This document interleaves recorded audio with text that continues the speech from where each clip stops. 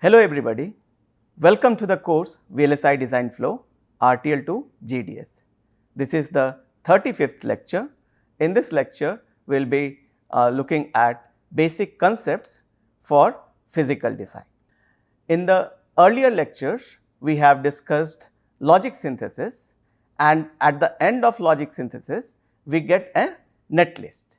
And then we have looked into DFT techniques and we have inserted some features in the netlist, for example, scan cells, which help us improve the testability of our design.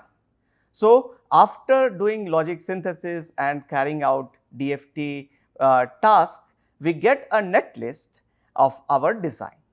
So, the next task is to carry out physical design. So, to recap, what we do in physical design is that we take the netlist and create a layout for it, which the layout which will finally go to the foundry for fabrication.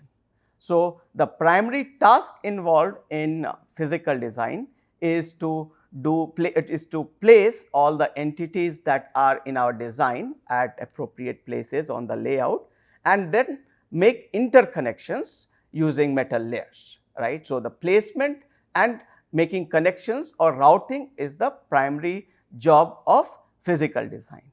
Now, to understand the physical design task, we need to be familiar with some basic concepts. So, we will be looking at some basic concepts which are related to physical design.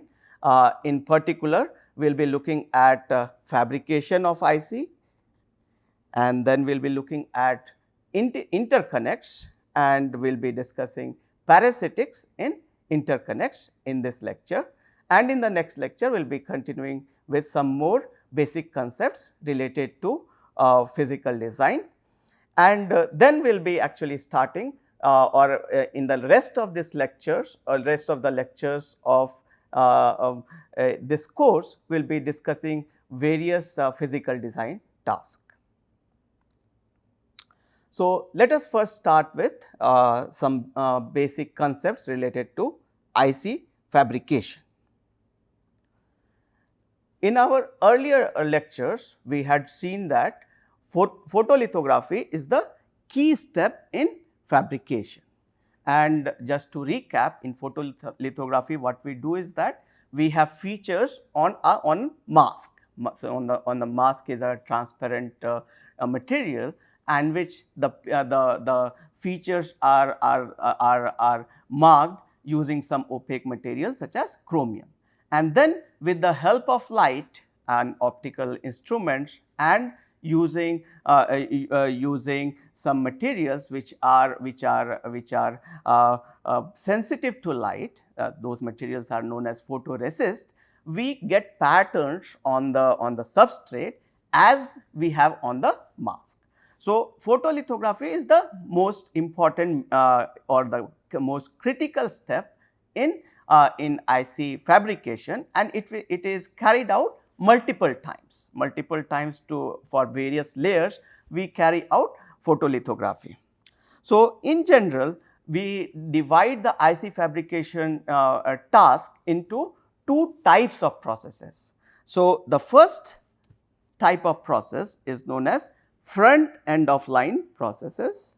So, in this, what we do is that we create active elements like transistors, diodes and capacitors. And in the second group of processes of fabrication is known as back end of line processes. In these processes, we create layers of wires.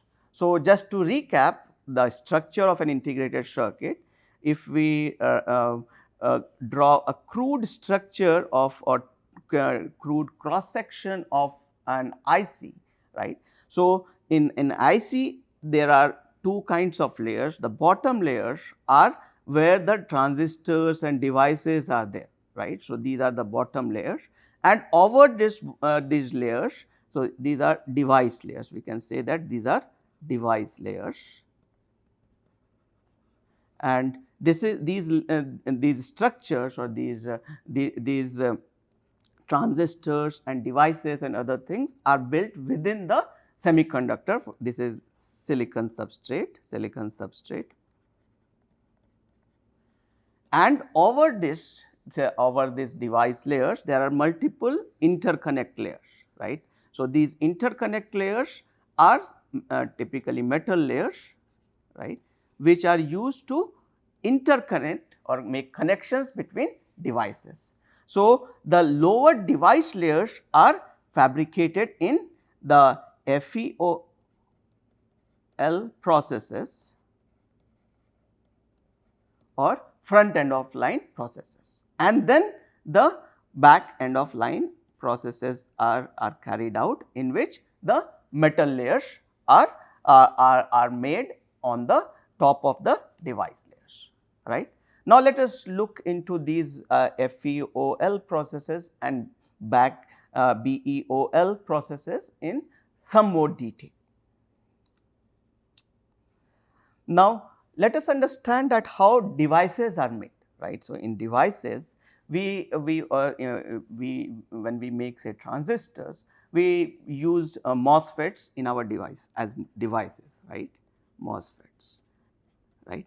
Now, if we want to make MOSFET or a transistor, then what we need is that we need to have PN junctions, right. We have say drain, source, right, and these drain and source are made by doping into the semiconductor, right. And also these MOSFETs are typically built in say NVEL or PVEL, which are again doped semiconductor, right. So, basically we need to dope our semiconductor, that is silicon, multiple times during the IC fabrication. And how do we dope it? So, we dope it using a process known as ion implantation, right. So, doping basically means that if our original substrate is silicon, right, then we doping means we are adding impurities to the silicon crystal, right. For example, the dopant can be acceptor,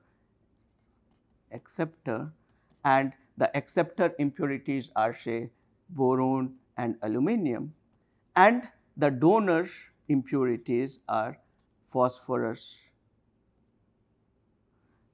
right.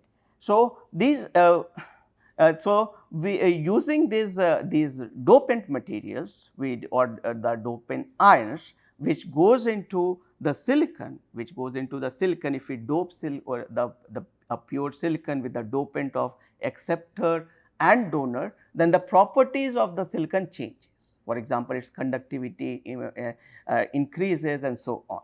And using this modulation of conductivity and the properties of silicon material, we are able to create various kinds of devices.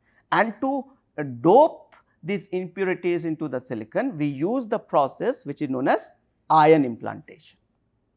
So, what do we do in ion implantation? In ion implantation, the first thing is that we need to create ions, right. The ions of appropriate material, for example, boron or phosphorus, depending on what kind of material we want to implant into our silicon substrate, we will use appropriate materials, and using those material, we create ions using arc discharge, right. So, once these ions are created, we accelerate them and take the ions to appropriate energy, right. And then and also we need to apply the ions at appropriate places on the substrate, right, and therefore we use electric and magnetic field to accelerate those ions and also filter out unwanted ions, so that the impurities does not get implanted into our substrate, right. So, once we have the ions of the required energy and in pure form, we bombard the substrate through a thin layer of screening silicon dioxide, right. So, what we do is that we suppose there are donor ions, right, donor ions, for example, donor ions can be phosphorus, right. So, we bombard the substrate with the phosphorus ions, and we use a thin layer of screening silicon dioxide, so that our substrate does not get damaged excessively by these ions. And when we bombard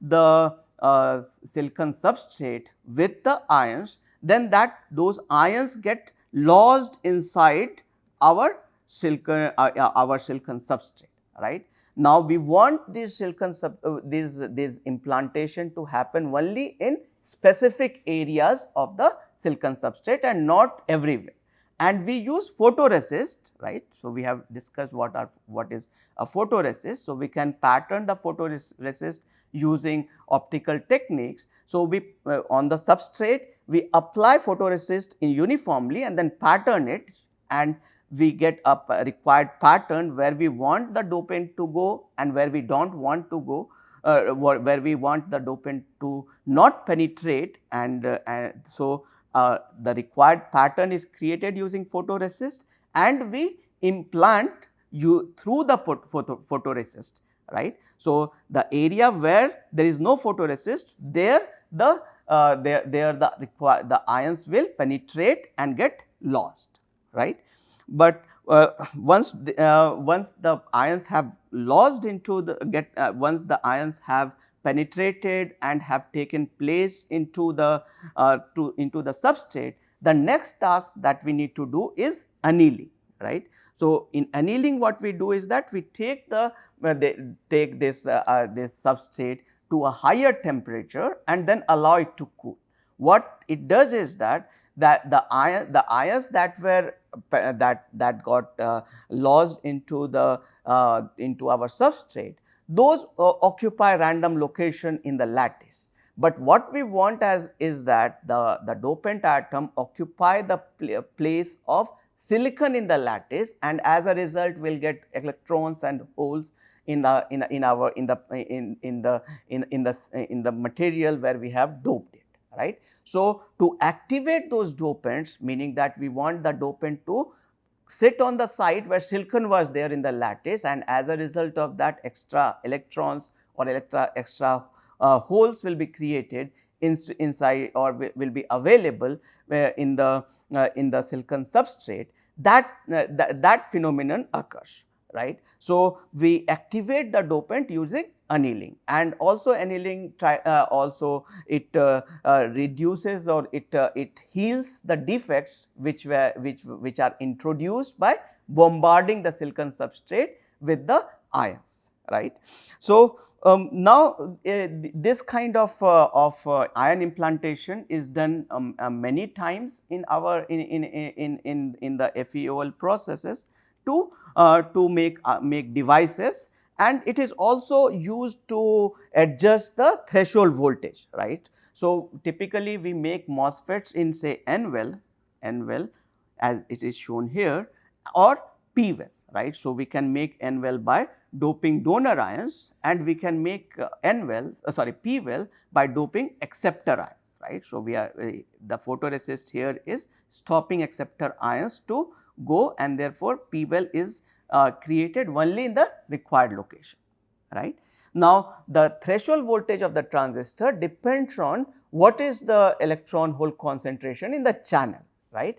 And to adjust those threshold voltage, we can use another threshold adjustment implants at the required position, right. So, suppose there are, say, 1 million transistors. Out of them, say, we want 500K transistor to have different kind of threshold voltage. Then we can what we can do is that we can implant, we can do ion implantation at the required transistors where we want to adjust the threshold voltage, and as such the threshold voltage of some of the transistors will change as per our requirement.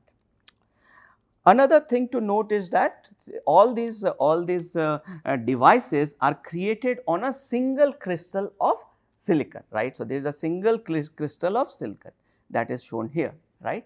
Now, if we create multiple devices on a single crystal of silicon, then these devices can interact among themselves through the substrate, right. For example, this and these both can interact, right. But what we want is that devices interact through the interconnects and not through the substrate, right. And to stop that, what we need to do is that we need to isolate transistors, right. So, there are various techniques to isolate transistors. One of the common techniques is to use shallow trench isolation, right. Now, in shallow trench isolation, what we do is that we create a kind of trench in the, or create a hollow space at the required places where we want to have isolating isolating insulator material, which is typically silicon dioxide. So, we create hollow structure and then fill those hollow places with the insulator, for example, silicon dioxide, and then planarize it, right. So, we get the devices, for example, this N-well and this P-well get they both get isolated through this silicon dioxide. So, this is a silicon dioxide, and silicon dioxide is an insulator, and therefore, if the current or there is an interaction between N-well and P-well through the substrate, it will get inhibited, right. Now, once we have created, say, N-well and P-well in our substrate, right, the next thing is to create the transistors, right. And so, typically we use CMOS technology, and in CMOS technology the MOSFETs are the active elements or active transistors that we use, right. Now, in MOSFETs there are three main terminals, right. So, and those are gate, source and drain. So, we need to now fabricate or make MOSFETs in these N-wells, right. So, to make the MOSFET, first we need to have the gate structure, right. Now, for the MOSFET, let me just recap what is a MOSFET. So, in a MOSFET we have N plus N. So, this is an N channel MOSFET. So, we have N plus source, N plus drain, and over this we have oxide, and over this we have metal, right. This is metal, this is oxide, and this is silicon, and that is why we have MOS kind of structure, metal oxide semiconductor, right. So, MOSFET stands for metal oxide semiconductor field effect transistor. So, MOS is metal oxide semiconductor. And why this name? Because there is a structure, we have a metal, then oxide, and then semiconductor, right. So, now we have to make this kind of structure in our on our substrate, right. Now, typically what we use, that instead of metal we use polysilicon, right. So, polysilicon is basically polycrystalline silicon, and we dope it either with N plus impurity or P plus impurity, so that its conductivity is higher than normal silicon, right. And we use, instead of metal, as polysilicon also for making making gates and also local interconnects, right. So, the first thing to create the gate structure, we need to create the lower oxide, right, oxide layer, right. So, to create oxide layer, what we do is that we either grow oxide or deposit oxide, and this oxide should be high quality, meaning that its thickness should be very well controlled. So, in typical MOSFETs, the thickness of these oxides can be as low as, say, 2 nanometer, right, 2 nanometer, 3 nanometer. And if we count the number of atoms, it will be tens of atoms, right, that are involved, that needs to be created in this layer of oxide. So, it is very thin, right. And if the thickness varies slightly, even, right, a few layers of atoms are different, or extra or less, then the threshold voltage of the transistor can change widely, right. So, therefore, the thickness of this oxide layer must be controlled very accurately, right. And then what we do is that we deposit polysilicon, right. As I said that instead of metal we use polysilicon for the gate. So, we deposit first the oxide, a high quality oxide, meaning that its thickness is very well controlled, and in advanced technology it may not be silicon dioxide, it may be high K dielectric. For example, now we use hafnium dioxide HFO2 also as gate oxide, because it leads to better drive strength, and the speed of the transistor improves if we use high K dielectric, right.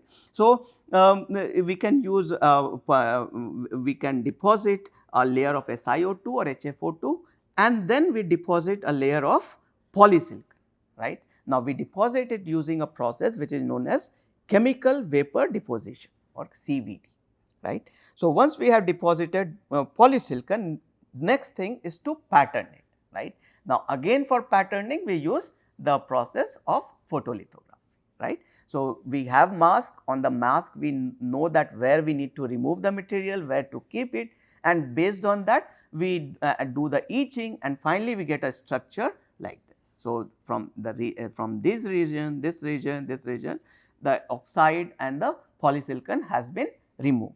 Now, polysilicon can also be used for local interconnects, right. So, local interconnects meaning that connecting to transistor at the lower levels, those connections can be made using polysilicon also instead of metal, right. And those kind, so when we are creating this gate, right, when we are creating this gate, and suppose two gates are connected, right, this was one gate and this was another gate. So, if these two gates were connected, right, so and these both are shaped polysilicon, then that connection can be made by patterning the polysilicon itself, and this is polysilicon here is acting as a local interconnect, right. So, here there is a transistor here so I am showing the top level view of the IC. So, we have transistors here, right. So, this is the gate, and then these are here also we have polysilicon which is acting as local interconnect connecting this gate G1 and this gate G2 of the two transistors. Now, once we have created the gate, the next task is to create the drain and source, right.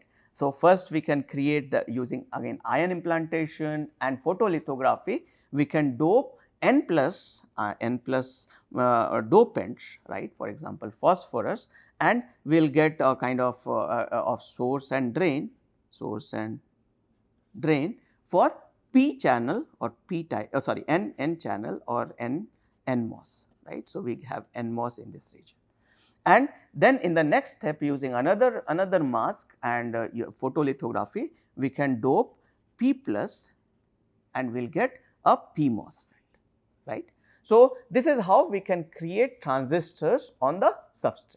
Now, the description that I gave is very simplistic, right, just to get an intuitive feel of what things will be done and how physical design task will be affected by this. We will see later in due course, right. Now, once we have made the devices, right, the next task is to connect them, and to connect them we have layers of wires over the device layers, right. So, layers of wires, and these layers of wires are separated by interlayer dielectric or ILD, and typically this ILD material can be SiO2 or silicon dioxide. Now, what material do we use for wires, right? So, typically we use copper. And why do we use copper?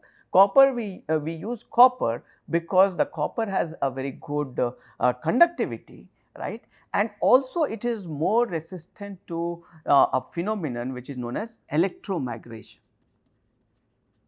Okay.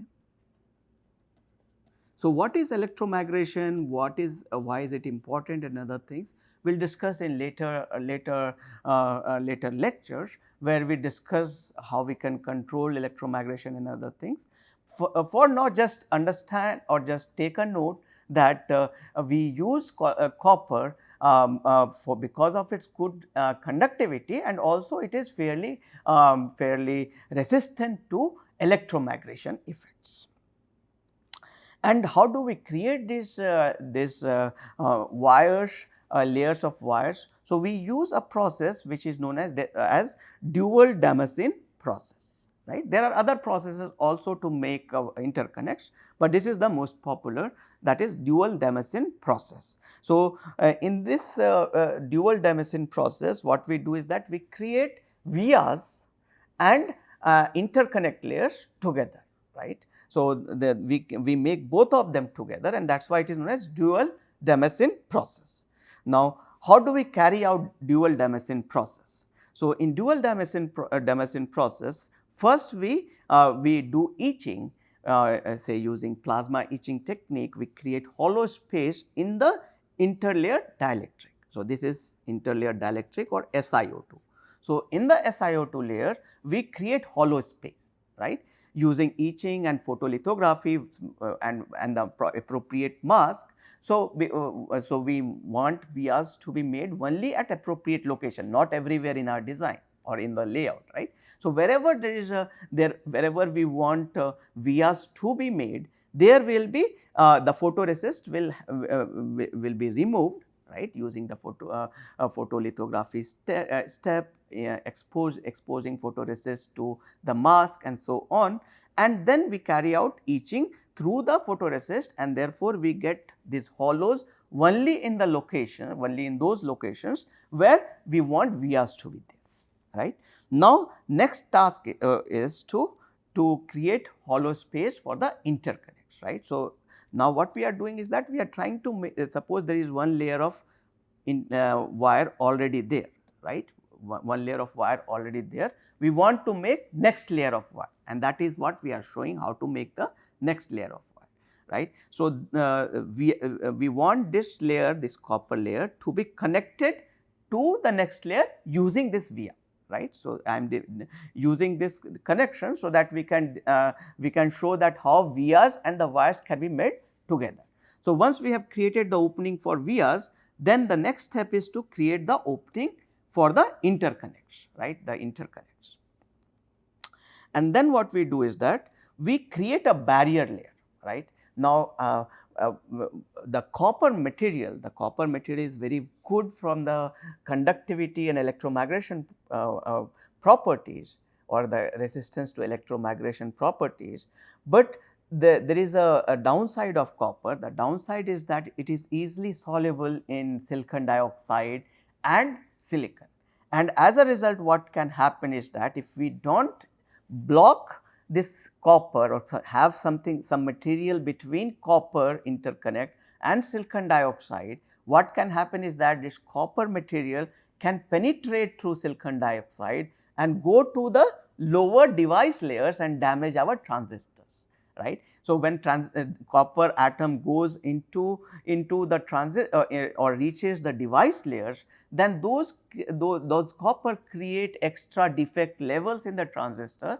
and as such the threshold voltage and even the operation of the MOSFET will get affected. So, we want that copper get restricted to a particular layer only, it does not get penetrated through the silicon dioxide and silicon to the lower layers.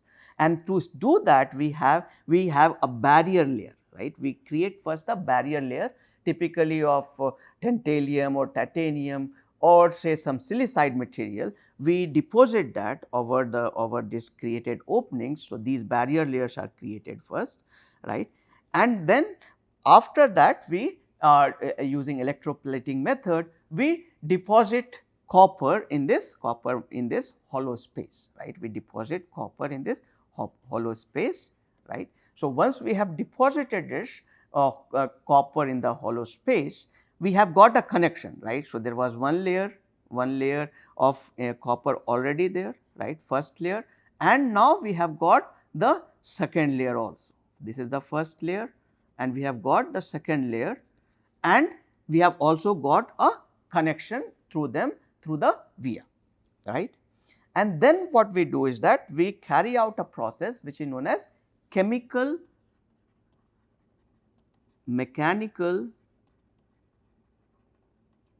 polishing, right, or in short it is known as CMP, right. So, what in CMP we take the wafer and put it face down on a polishing machine, right, and using a high pH slurry material, the complete wafer is polished and planarized, right, and we get this kind of structure, right. So, we have so once we remove this the extra material, then we are left with this part only, right, and that is what it is shown, right. So, the upper part, that is this part from here to here, get removed by the CMP process or chemical mechanical process, and we get two layers of interconnects, one running in this direction and the next running in orthogonal direction, and we have a via at the place where we wanted to have an interconnection between these two layers. Now, this task of creating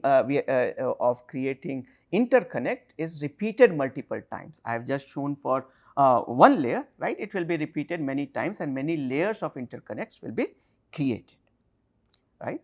So, we have just looked into IC fabrication task in very briefly, right. So, and to just get an intuitive understanding of that what is done in IC fabrication, so that the IC fabrication basically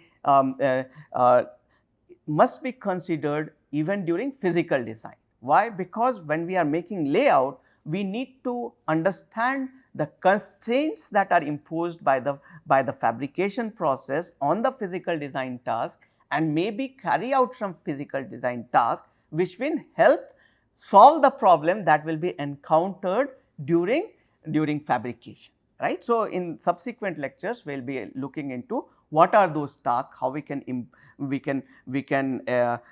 make our design such that we do not encounter problem during fabrication.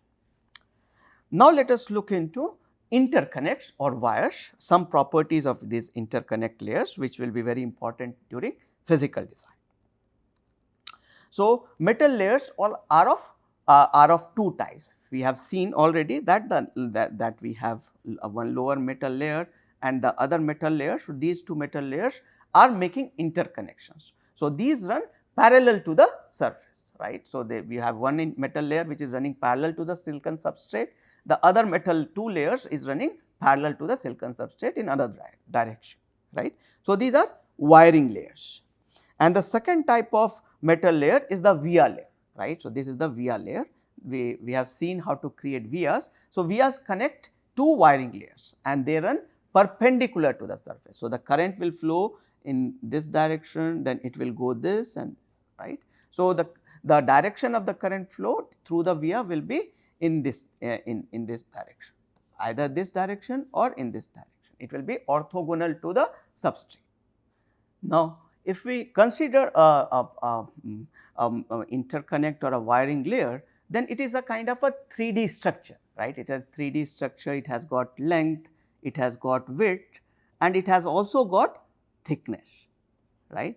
Now, in IC technology, what we do is that we do not allow the thickness of the material of the wiring layer to be varying for a given layer, right. For a given layer, the thickness of the wiring layer, that is predefined by the foundry, and we are not, as a designer, we are not allowed to change the thickness of the wiring layer, right. So, the interconnects have uniform thickness, that is the height of the metal layers in the wiring layer, that is fixed, and therefore, we can, as a designer, we can ignore that what is the height of the interconnects, and we can simply consider the interconnects as 2D features, right, 2D structures, and simply we can represent in our design as 2D structures, right. So, for example, for this metal one, we can say that its length is this much,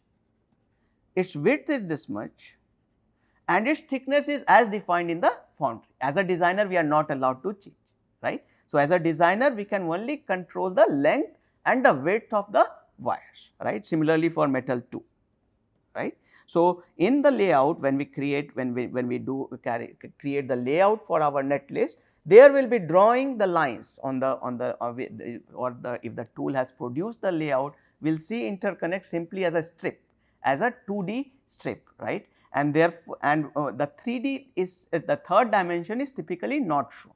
It is implied because that the thickness of the interconnect is same as defined in the by the foundry, and that information is there in the library. So, we will see that in that how that information is captured by the tool and so on in later lectures.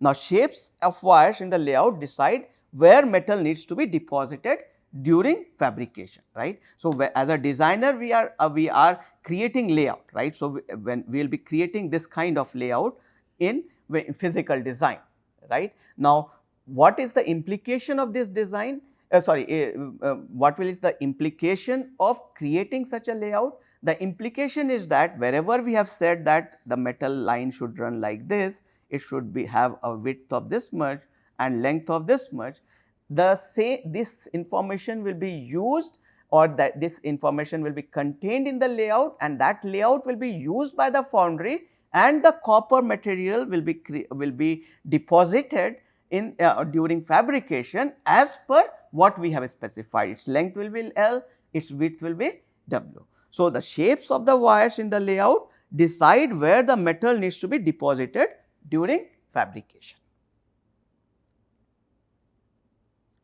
Now, in a typical or advanced fabrication technology and in high performance ICs, we can use as many as say 15 metal layers, right. So, in this figure we are showing only 6 metal layers M1, M2, M3, M4, M5 and 6, right.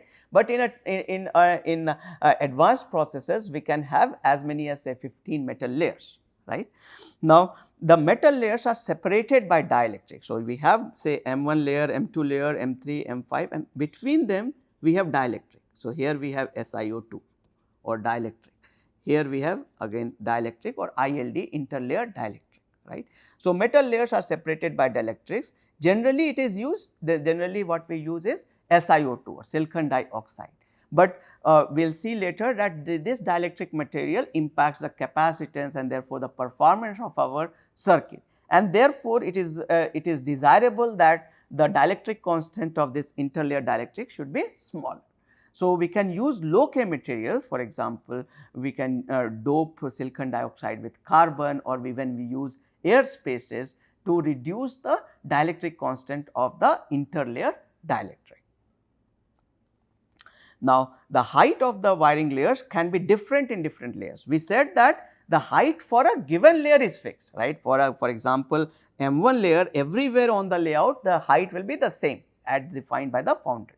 But for different layers the height can be different. For example, the height typically increases as we go up in the layer. So, the top layer will be the thickest, then the thickness will reduce, then it can reduce further and so on. So, we can utilize these properties to use right layer of metal where we want, for example, if we consider the top metal layer. So, there the thickness of the metal layer is more, right, and therefore, the cross sectional area will be more, and therefore, the resistance per unit length, that will be smaller for higher metal layers, right. So, with this observation we can think that which nets needs lower resistance, we can route them in the upper metal layers and so on. So, we will see how we can optimize our layout with the help of this information, that the thickness of the metal layers goes on increasing as we go to the upper layers of interconnects. Another feature that we must note is that each wiring layer has a preferred direction, vertical or horizontal. For example, the M1 layer is running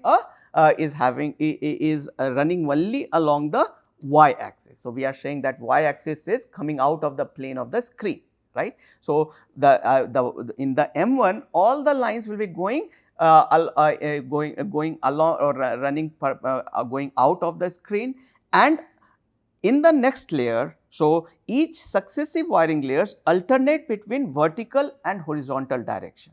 So, meaning that if we have M1 layer which is along y axis, the next layer M2 will be along x axis, that is orthogonal or orthogonal to it, right. So, one will be horizontal, then vertical, then horizontal and vertical, right. So, that is what it is shown in this figure. So, for the M1 layer is along y, then M2 is along x, M3 is along y and so on, right. So, now why do we do this kind of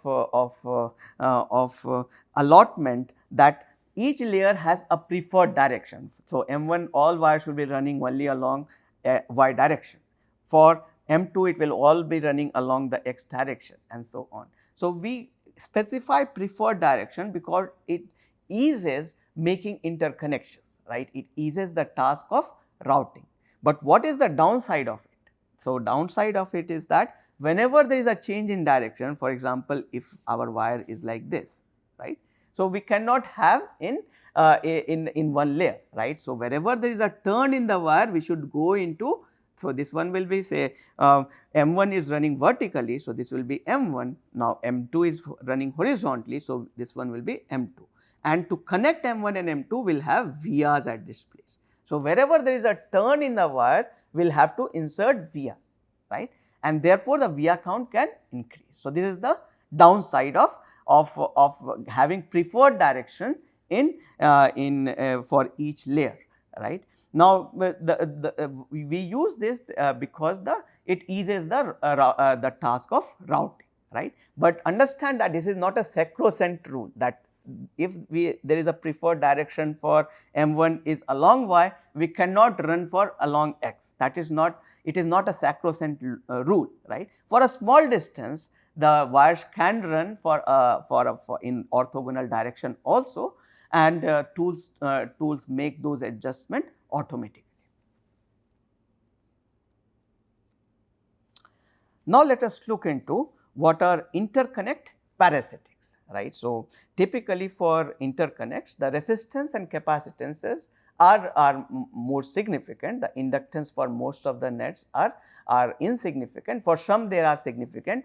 We will see that in later lectures, but in this lecture let us look into that what are resistances and capacitances of interconnects, right. Because resistance and capacitances impact the delay and performance and even power and other characteristics of our and other figures of merit of our design. Therefore, we should be aware of from where does the resistance and capacitance appear in our interconnects. Ideally, our interconnect should be something like this. If we apply a voltage signal here, the voltage signal should get exactly at the other end, right. There should not be any resistance capacitance in its path, right.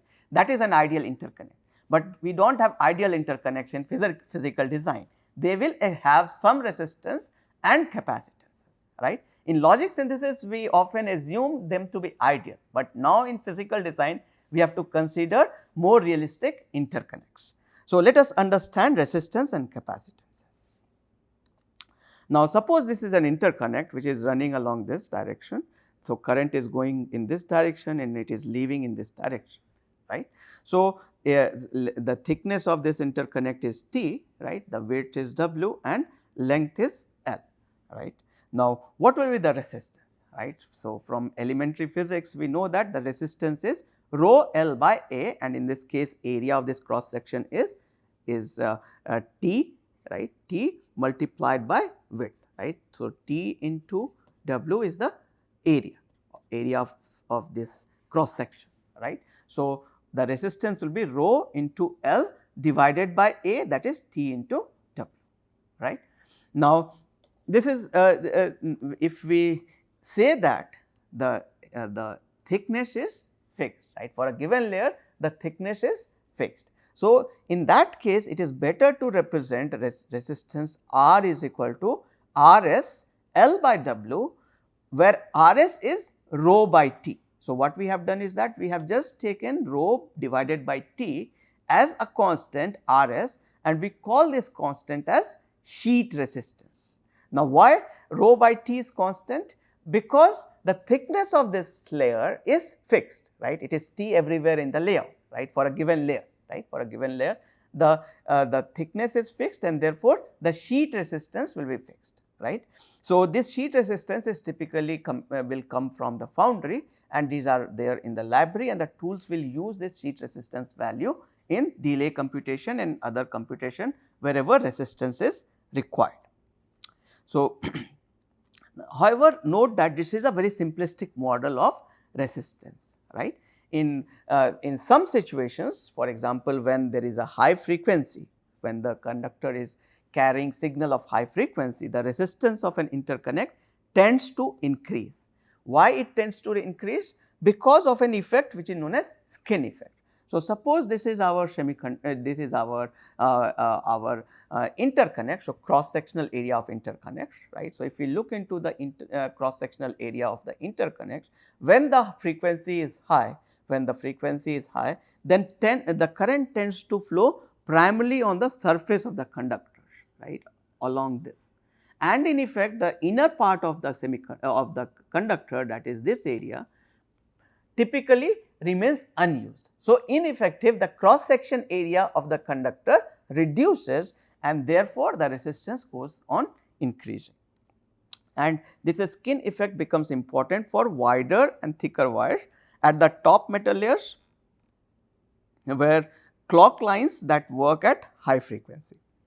So, in the typically we route clock lines at the top metal layers, where the thickness of the metal wires is greater, and in those lines this skin effect will be more, because the thickness is also larger, and also the clock lines works at a larger frequency. Now, let us look into interconnect capacitance. So, before going to interconnect capacitance, let us first understand why there is an interconnect capacitance. Why should there be a capacitance associated with an interconnect? So, interconnects, it lies in a kind of a sea of dielectric. So, there is an interconnect in our IC, and everywhere there is dielectric, right. Now, whenever we apply voltage and the active computation is done in our circuit, then the electric potential of interconnects change during the circuit operation, right. So, the electric potential of the interconnect, so this is an interconnect, right, and the electric potential of this can change. For example, initially it was 0 volt, now it will become VDD, right, it increases, right. Now, when this happens, the electric field and the stored charge in the surrounding dielectric material also change, right. So, it is not that only the electric field or inside the inside the interconnect changes. The electric field in the surrounding dielectric also changes, and the energy that is stored in the dielectric, that is also gets changed by when the potential of the interconnect changes, right. So, electric field and the stored energy in the dielectric, that gets changed by during the operation of the circuit, and consequently the interconnect exhibits substantial capacitance.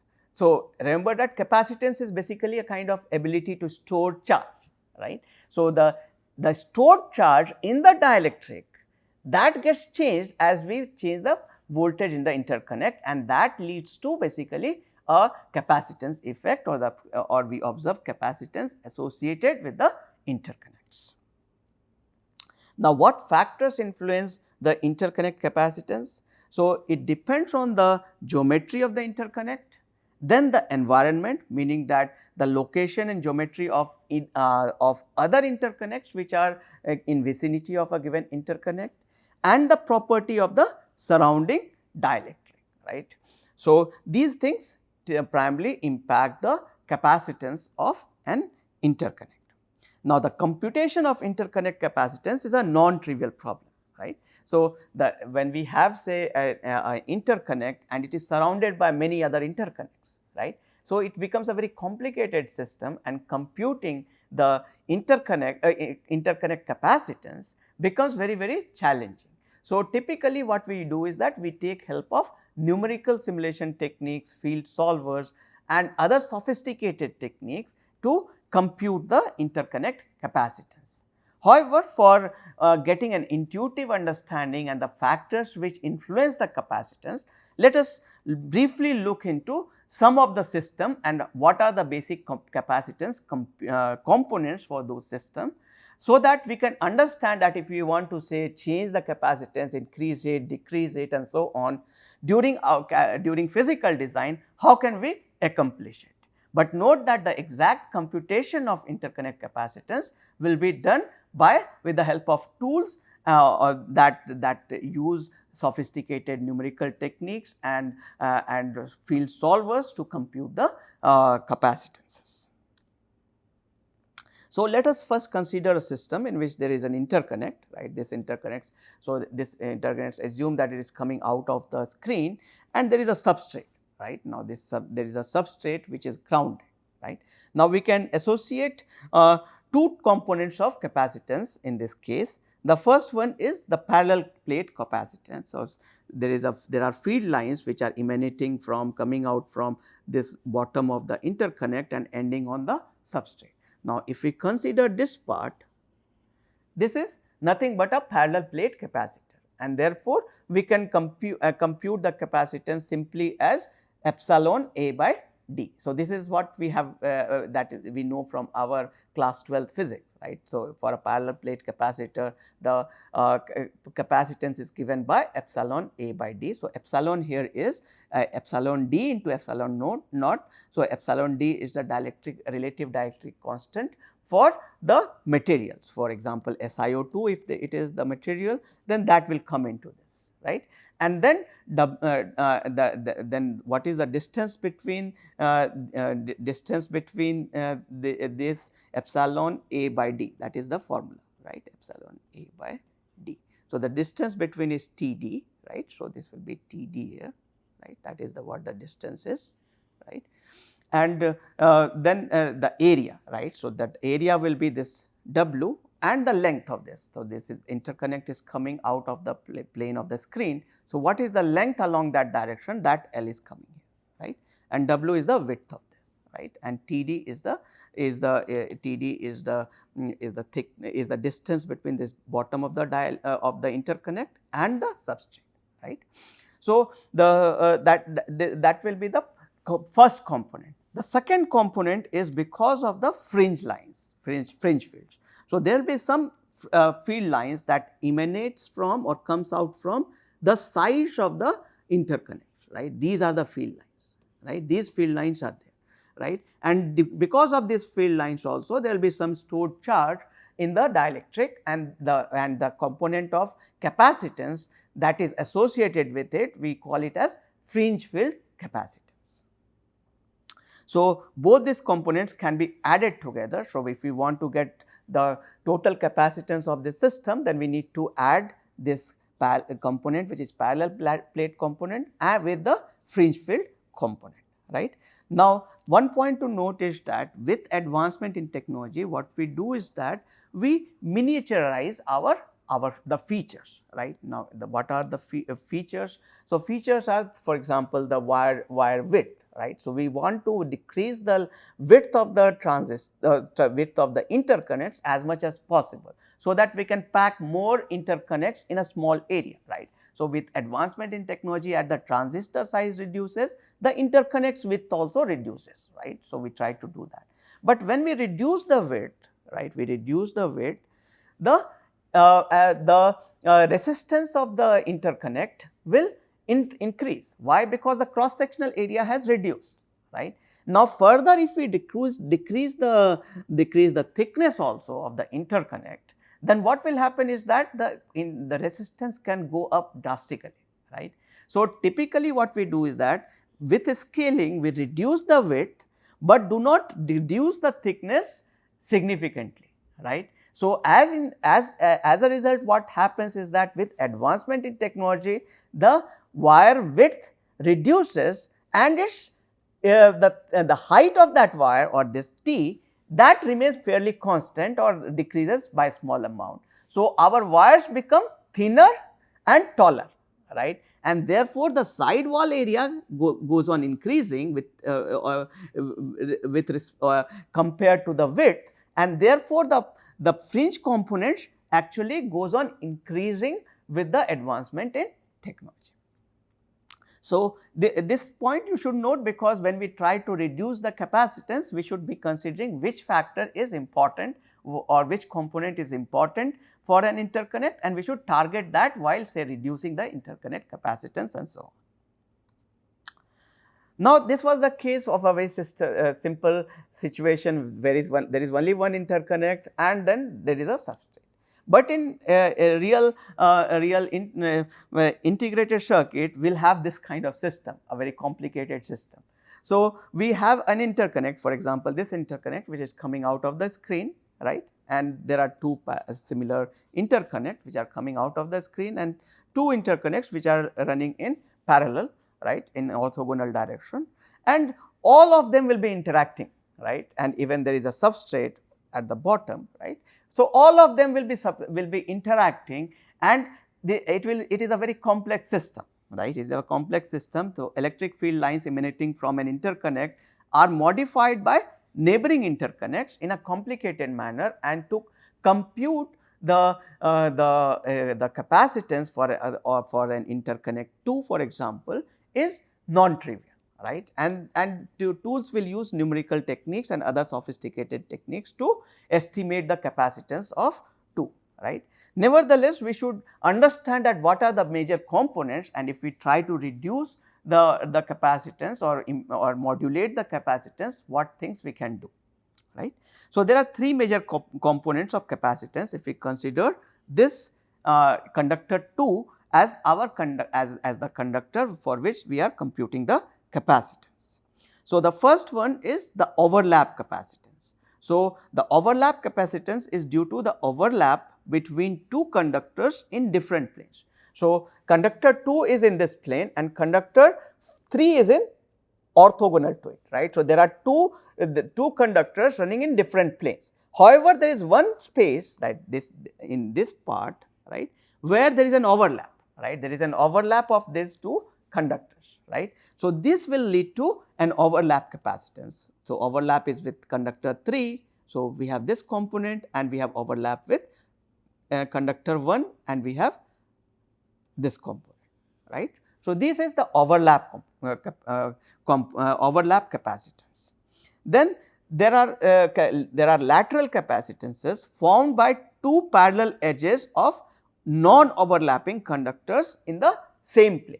So, if we consider say conductor 4 and 2, they are in the same plane, they are running in parallel, right. So, there is a side wall, right, this is the side wall and this side wall, these are working like a parallel plate capacitor, right, with a dielectric between them. So, we can identify lateral capacitance with that. So, this is the lateral capacitance for 2 and 4 and this is lateral capacitance between 2 and 5. And the third component is fringe capacitance. Now, the fringe field lines will emanate from 2 and it will end on 3 through the side walls, not through the overlap. So, this is the overlap part, right. So,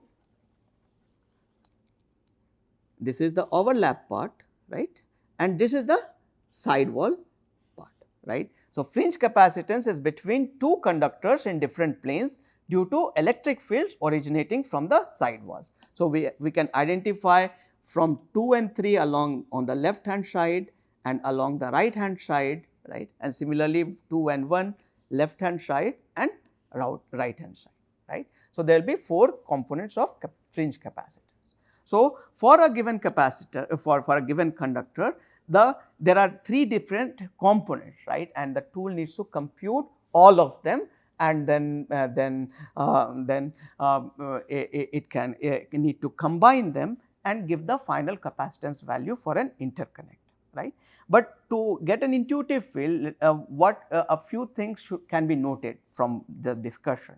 Now, if we want to reduce the capacitance, right, between two interconnects, then what we can do?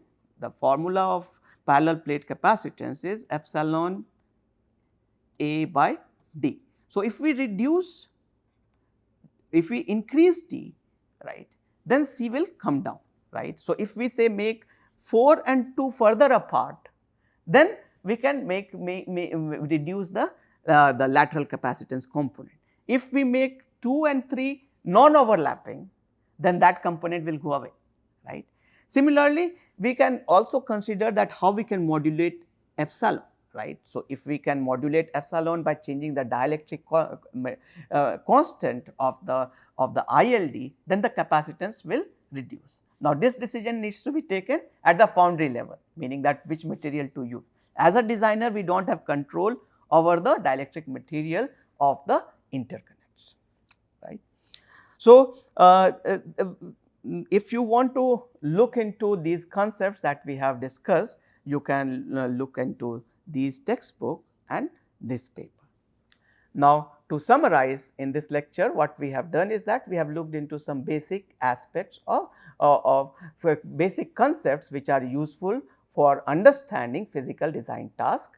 We looked into IC fabrication, we looked into interconnects, and we looked into interconnect capacitances. In the next lecture, we will be discussing some more basic concepts that are essential for physical design, and then we will be moving to the various physical design tasks. Thank you very much.